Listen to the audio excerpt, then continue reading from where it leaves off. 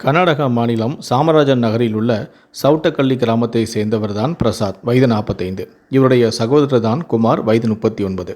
தனது அண்ணனான பிரசாத்தின் மனைவியை குமார் அடிக்கடி தகாத உறவுக்கு அழைத்து வந்திருக்கிறார். இதனால் அவர்களுக்குள் தகராறு ஏற்பட்டு வந்துள்ளது.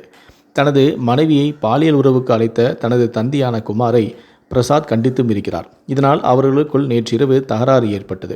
அப்போது உன் மனைவி வேறொரு ஆணுடன் தொடர்பு வைத்துள்ளார் என்றும் குமார் குற்றம் சாட்டியிருக்கிறார். இதனால் அண்ணன் தம்பிகளுக்கு இடையே அடிதடி ஏற்பட்டுள்ளது. அப்போது ஆத்திரமடைந்த குமார் கத்தியால் தனது அண்ணனான பிரசாத்தை சரமாரியாக குத்தியுள்ளார். இதில் இரத்த வெள்ளத்தில் துடிதுடித்து பிரசாத் பரிதாபமாக உயிரிழந்துள்ளார்.